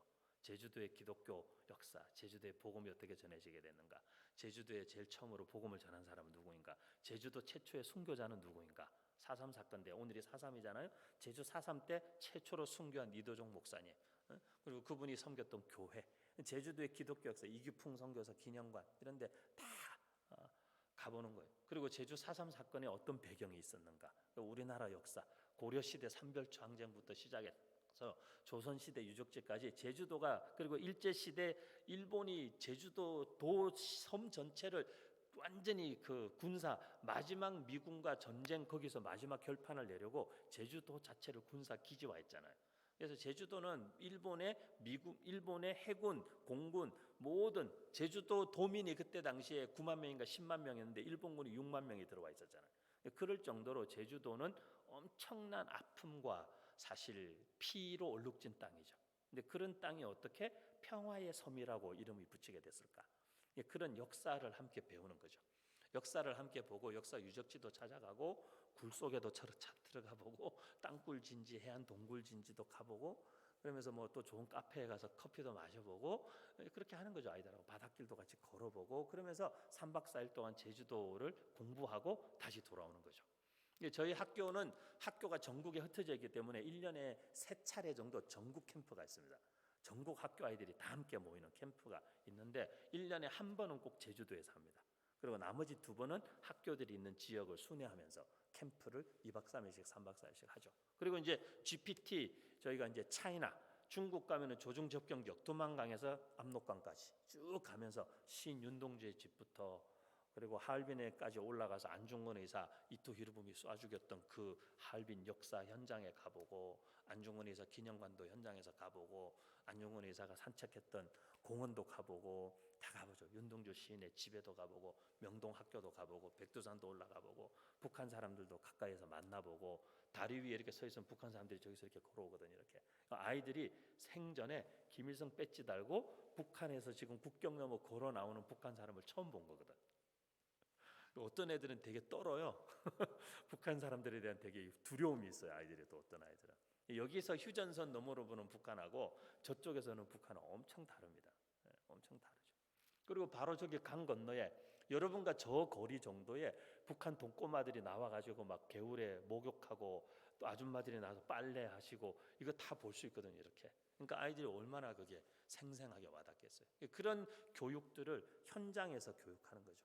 그리고 러시아도 가고 유럽도 가고 이번 여름에 미국에 8월 달에 대안학교 학생들 한 40명이 저랑 같이 미국에 이제 2주간 가죠. 그래서 미국에 또 기독교 역사 유적지, 부흥운동 유적지, 언더우드 선교사 파송한 교회, 다녔던 신학교, 마포3열 다 가는 거예요. 그리고 서재필 기념관, 그리고 한국 전쟁 기념관, 링컨 기념관 전부 다 D.L. 무디의 부흥운동, 조나단 에드워즈 부흥운동 이런 부흥운동의 유적지 거기서 일어난 선교운동을 통해서 우리나라에 선교사들이 어떻게 오게 됐는가 이런 유적지들을 다 찾아다니는 2주간 동안 미국에서 또 그런 여행들을 많이 했어요. 저는 부모님들한테 학원 보내지 말고 그런 여행 많이 시키라고 그래요. 여행 아이들한테 엄청나게 요즘에 창의성 교육이 되게 화두잖아요. 창의성. 근데 창의성을 키우는 가장 좋은 방법은 낯선 환경에 계속 노출시키는 거예요.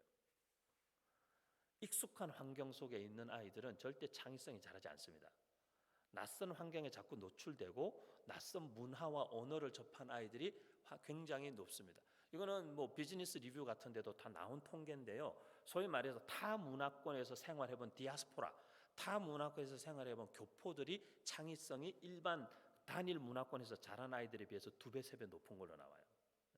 이 때문에 여행을 자꾸 시켜야 됩니다. 아이들을 낯선 문화, 낯선 언어, 낯선 사람, 낯선 환경을 자꾸 접하게 하면 아이들은 창의성이 자라요. 그래서 이런 것들이 이제 앞으로 미래에는 굉장히 중요한 문제라는 거죠. 그리고 지금 그다음 화면 보시면 미충원 규모가 그 대정권 천안 아산권 했을 때 이게 2020년도 기준이에요. 대정권이 평균 200명, 천안 아산권이 평균 100명 수준이에요. 미달 수준이. 근데 이게 이제 해마다 폭이 커진다는 거죠. 300명, 500명으로 커지고 그리고 이제 내년이 되면 이게 이제 500명, 1000명으로 커지고 점점 커지고 그래서 이제 사실은 인서울 대학들 외에는 사실 인서울이나 완전 수도권, 서울 인근 수도권 대학들 외에는 이제는 거의가 미달 될 수밖에 없는 시대를 우리가 맞이했죠. 그래서 뭐 그런 시대이기 때문에 저는 아이들에게 사실 유학을 권하는 거예요. 유학을 권하는 이유는 학벌 세탁을 위해서가 아니고 더 좋은 학부를 위해서가 절대 아니고요. 유학을 권하는 이유는 그만한 비용을 내고 그냥 누구나 그냥 갈 수 있는 공부 하나도 안 해도 갈 수 있는 대학을 가는 것보다 오히려 낯선 문화, 낯선 환경, 낯선 언어를 경험할 수 있는 곳에 가서 사실은 아이들이 창의성이나 문화적인 적응력이나 미래에 대한 어떤 경쟁력들을 같은 비용, 같은 시간이면 키우는 것이 훨씬 낫다는 거죠. 그래서 유학을 권하는 거지 뭐 유학지상주의, 학벌지상주의 이런 거하고는 아무 상관 없습니다. 왜 그렇게 되냐면 이런 모든 그 교육의 변화와 전 세계적인 교육의 추세의 변화들이 요구하는 미래사회 필수 역량이라는 게 있는데, 이 미래사회 필수 역량이 세 가지로 딱 요약이 되는데, 이거는 유엔 미래보고서에도 다 나와 있는 내용들이고, 유엔 미래보고서에 보면은 교육 파트에 보면 거의 공통적으로 이 말은 다 나옵니다. 세 가지가 앞으로 미래사회에는 필요하다. 적응력, 회복탄력성, 지속학습력. 이게 앞으로 미래사회 아이들이 갖춰야 되는 역량이다. 시대가 바뀌면 그 시대가 요구하는 역량이 있잖아요. 어떤 역량? 회사도 마찬가지고. 근데 그 첫 번째가 적응력도, 왜? 계속적으로 바뀌고 변하는 세상이기 때문에 그거를 뭐가 바뀌면은 그냥 쫓아가기를 포기해버리고 적응하는 것이 두렵고 무서운 아이들은 이런 시대를 살아남기가 힘들다는 거죠. 그래서 적응력을 길러주는 것이, 무언가가 새로운 것들이 나왔을 때 빨리빨리 early adapt, 그런 말도 쓰죠. 우리가 이렇게 adaptability, 빨리빨리 자기 걸로 만들고 그걸 소화시켜서 그걸 자기 역량으로 만들어낼 줄 아는 힘을 길러주는 것, 그게 미래를 준비하는 방법. 두 번째는 회복 탄력성, 리질리언스 얘기 많이 하죠 우리가. 근데 마찬가지예요. 세상이 바뀌고 시대가 바뀌고 인생 어려서부터 부모의 보호 속에서 자라다가 컸는데 사회에 나가니까 인생 내 뜻대로 되는 게 하나도 없어. 인간들이 아무도 내 말대로 움직여주지도 않고 세상이 내 뜻대로 살 수 있는 것도 아니고, 세상 살아보니까 좌절과 낙심만 점점 커져요. 제가 그저께 목요일 날 CTS에서 그 대한민국 목회 컨퍼런스라고 전국 목회자들 대상으로 하는 그 목회 컨퍼런스가 있어요. 근데 이제 매달 하는데 제가 그거 이제 기획도 하고 강연도 하고 하는데, 이번 달 주제가 MZ 세대였어요. MZ 세대에 대해서 제가 이제 첫 번째 강연을 했는데, MZ 세대 강연하면서 이 세대 아이들이 갖고 있는 인식, 사회에 대한 인식을 생각해 보면, 이 MZ 세대들 지금 20대에서 30대 초중반에 있는 친구들이죠. 갖고 있는 인식이 뭐냐면, 우리 세대는 절대로 부모 세대보다 잘 살 수 없다 라는 게 이 세대들의 거의 70%가 그렇게 생각해요. 지금 자기 부모님들의 세대보다 우리 세대는 절대 잘 살 수 없다. 그리고 자기들의 미래에 대해서 굉장히 비관적이에요. 미래가 굉장히 낙관적이라고 생각하지 않아요. 자기들의 미래가. 우리나라 지금 20, 30대 젊은이들이 자기들의 미래와 자기들의 삶의 어떤 장래에 대해서 상당히 암울한 사실 태도와 생각을 갖고 있다는 거죠. 갖고 있다는 건데, 그런 시대이기 때문에, 그리고 고성장 시대를 우리 부모들이 살아왔는데 지금은 저성장 시대에 살고 있잖아요. 그렇기 때문에 쉽지 않죠, 모든 게. 이런 상황에서 중요한 능력이 뭐냐면 회복 탄력성이거든. 뭔가 내가 예기치 못한 실패, 뭐 예를 들면 뭐 주가가 갑자기 바닥을 치고 가상화폐가 갑자기 막 40% 50% 떨어지고, 그렇게 해도 이게 마음의 평정심을 유지할 수 있어야 되는데 이 평정심 유지가 안 되는 거죠. 그래서 뭐 올인했다가 그거 이제 바닥을 치고 이제 반토막만 나도 그냥 나가 죽을까 이런 생각하면 안 된다는 거예요. 회복 탄력성이라는 것은 바닥을 찍고 다시 올라올 수 있는 힘인데, 이 힘을 길러주지 못하면 앞으로 인생 살아가는 데 있어서 이 아이들은 어떤 선택을 하게 될지 모른다는 거죠, 사실. 공부도 중요한데요. 공부 시켜야 됩니다. 저도 저희 아들 공부도 많이 시킵니다. 하지만 더 중요하게 생각하는 것은 이런 부분들이에요. 창의성, 적응력, 회복 탄력성, 그 다음에 지속 학습력. 왜냐하면 이게 이제 원래는 The Mindset of Continuous Learning인데, 이 마인드셋 자체가 지속 학습이 가능한 마인드셋을 학교 졸업하면 이제 공부 끝나서, 아까 저희 학교 아이들도 다 알고 있잖아요. 공부는 평생 해야 되는 거구나. 지금 평생 학습 시대잖아요. 이제는 공부가 끝이 없는 거예요.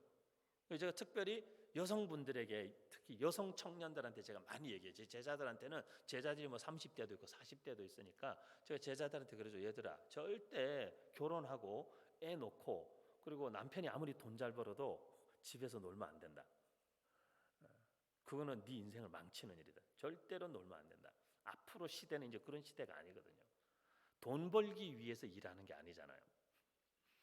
돈 벌기 위해서 돈을 버는 거는 일을 함으로써 오는 부수적인 수입이고, 사실은 일을 하는 이유는 거기에는 자아 실현도 담겨 있고, 거기에는 끊임없는 자기 개발행도 담겨 있고, 자기의 성장이라고도 담겨 있고, 그리고 자녀들하고 함께 사실 더불어 살아가면서 이제 아이들이요, 집에서 어릴 때는 엄마가 집에서 자기 옆에 붙어 있는 거 좋아하다가 티네이저만 돼도 엄마는 왜 일 안 해? 이런 얘기하는 아주 나쁜 놈들이라니까요, 지금 애들이. 그렇기 때문에 부모님들이 이게 이제 정신을 바짝 차려야 됩니다.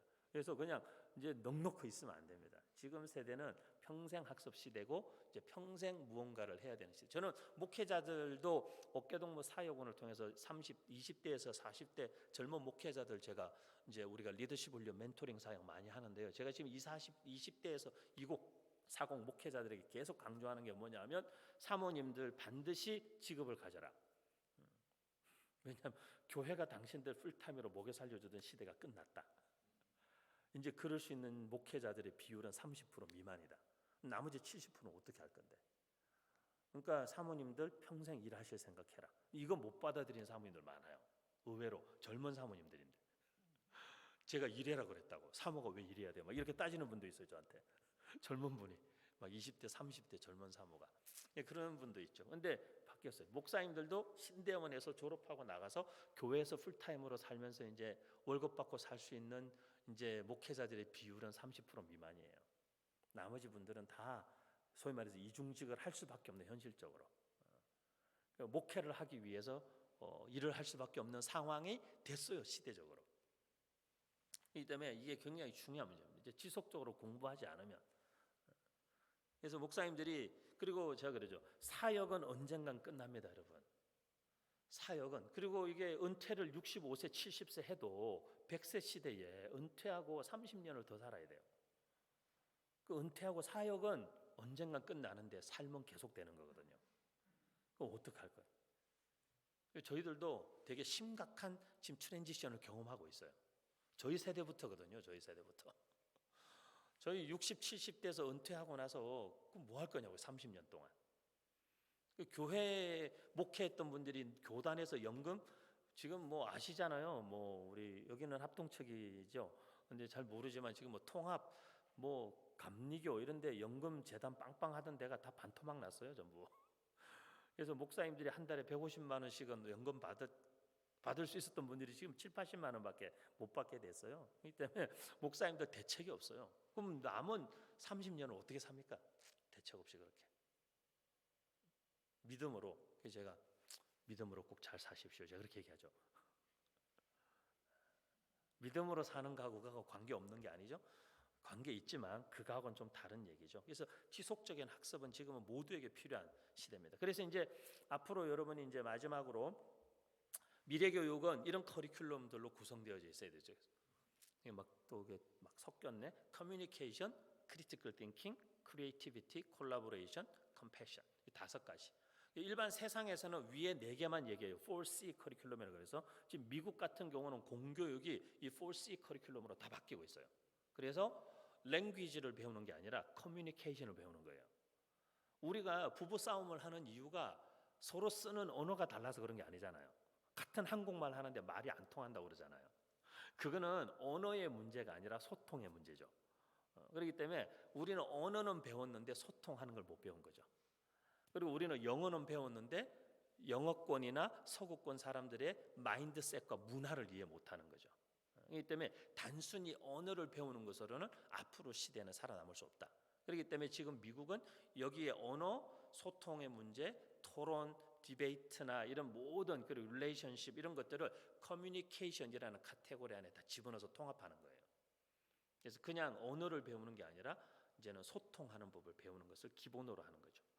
크리티컬 띵킹도 마찬가지. 인문학이나 독서, 사고력, 글쓰기 이런 훈련들을 하는 이유는 계속적으로 비판적 사고, 창의적 사고를 할 수 있도록 그리고 예술 활동, 체육 활동, 탐방 활동 이런 어떤 모든 활동들은 다 크리에이티비티라는 거에 포커스를 맞추고 하는 거죠. 그래서 그냥 미술 수업을 해가지고 그림 몇 장 그려서 A+ 받기 위해서 하는 공부가 아니라 너 안에 있는 창의성이 계속적으로 활성화될 수 있도록 하기 위한 예술 활동, 체육 활동, 탐방 활동들을 얘기하는 거죠.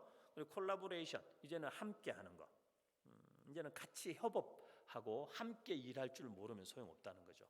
그러니까 뭐 글로벌 기업들 저희가 이제 IT 캠프도 하고 하는데 여기 가까운데 계시는데 그분이 여기 IT 회사 대표 저랑 가까운 분이 요 근처에 있는데 뭐 고길이에서 가끔 만나서 저희가 차도 마시고 그렇게 하는데 근데 그분하고 저희가 몇 년 동안 코로나 전까지 해왔던 게 1년에 2차례씩 IT 캠프를 했어요. 그분이 자기 회사에서 돈 다 대고 전국에서 크리스찬 청년들만 20명씩 저희가 선발해서 그 친구들 데려다가 이제 소위 말하면 구글이나 뭐 아마존이나 뭐 마이크로소프트나 이런 그 IT 기업에 있는 회사의 뭐 팀장이나 이사 이런 분들 중에서 크리스찬들만 멘토를 한 20명 짜요.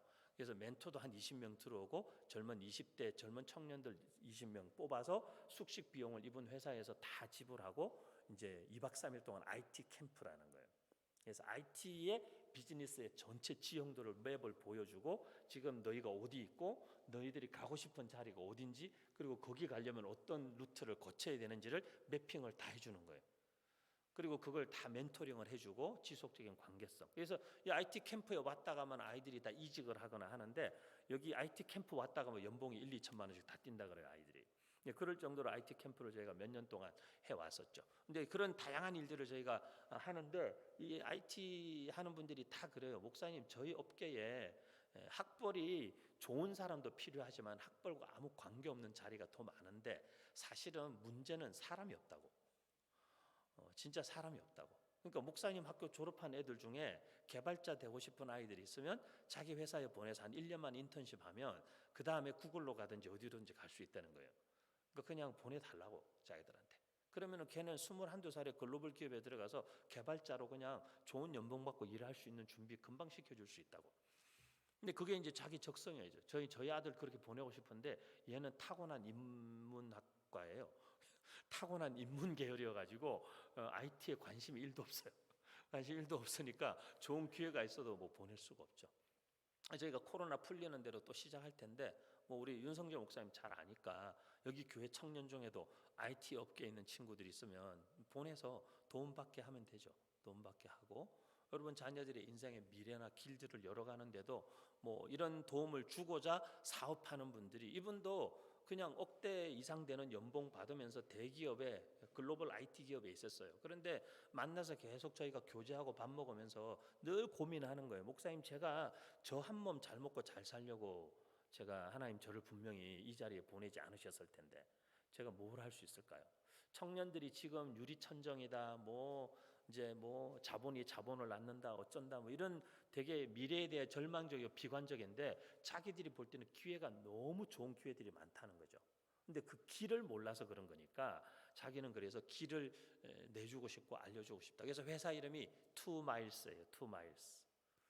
2miles가 성경에서 심리거든요. 심리. 우리나라 거리로 그 뭐냐면 오리를 가고자 하는 자에게 심리를 가져라. 청년들에게 오리를 가고자 하는 청년들에게 심리를 함께 가주는 회사. 그거 하고 싶어서 회사를 만든 거예요. 이분이 창업을 한 거예요. 좋은 직장 그만두고 나와서. 그래서 청년들 위해서 많이 헌신했죠. 그리고 앞으로도 계속 이제 할 것이고. 그래서 지금은 함께 일할 수 있는 시대. 그래서 사실은 이제 지금 우리가 아이들을 보면서 여러분들이 고민하셔야 되는 부분은 다른 부분들이 아니에요. 우리 애가 학교에서 성적을 지금 몇 등을 하고 있냐, 등급이 몇 등급이냐 이런 것도 중요한데요. 그거는 그냥 한 파트예요. 한 파트.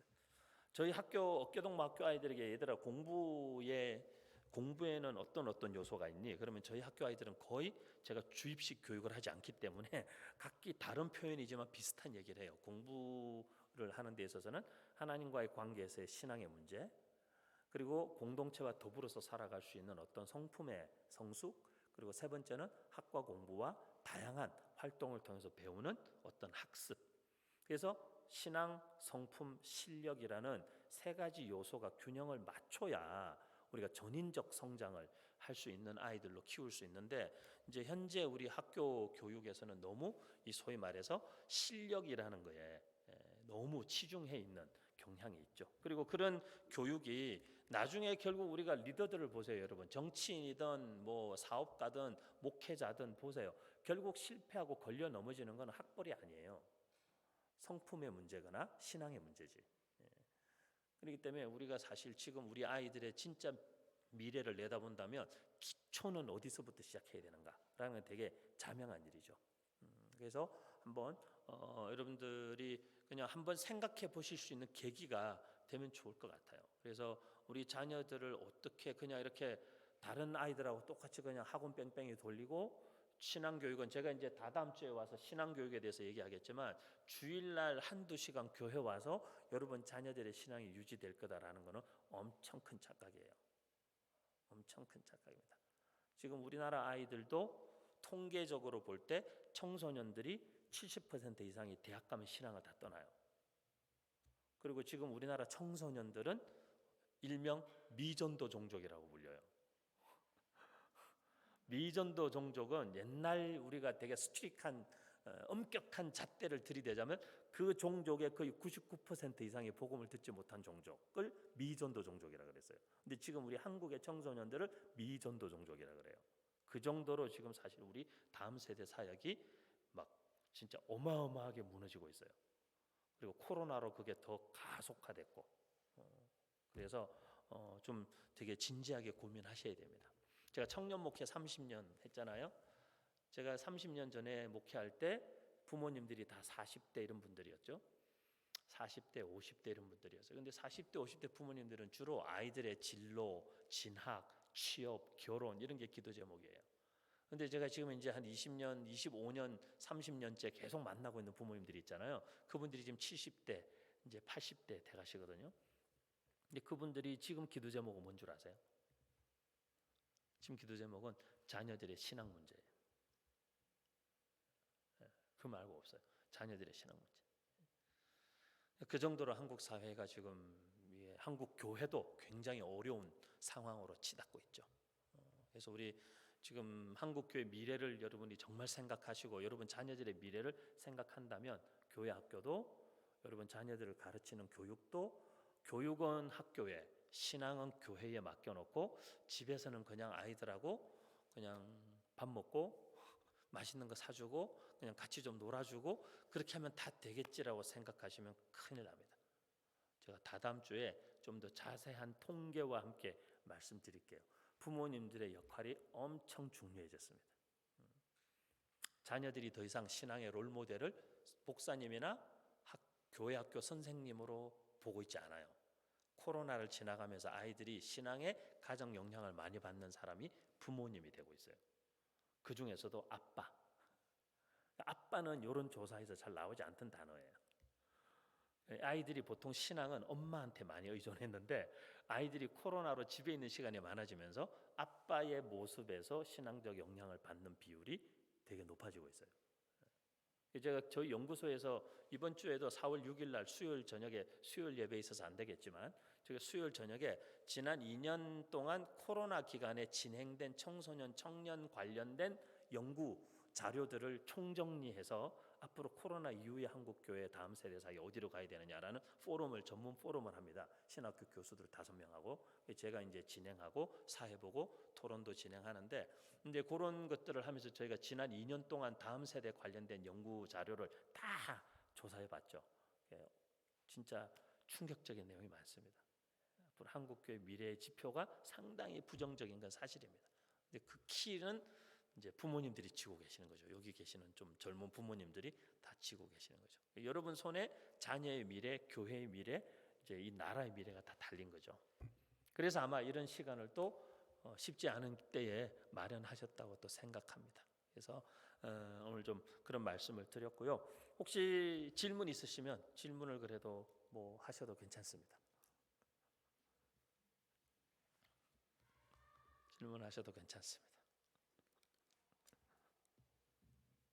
기회가 되시면, 저는 뭐 책 장사는 안 하기 때문에 책을 들고 다니면서 팔지도 않는데 쓸모 있는 교육을 한번 시간 나면 읽어보세요. 그리고 뭐 만남 백비 같은 책도 여기 뭐 뒤에 소개가 있는데, 만남이라는 책도 자녀 양육하는데 아마 굉장히 많은 인사이트를 만남이라는 책에서도 얻으실 수 있으실 거예요. 그래서 한번 보시면 좀 미래지향적이라는 게, 제가 이 책에서도 21세기 서당 교육에 대해서 많이 얘기했는데 우리나라 서당 교육이 굉장히 좋은 모델이에요. 21세기에 좋은 모델이고, 아까 말씀드렸던 그런 교육 개혁에 이미 원형이 서당에 다 있어요.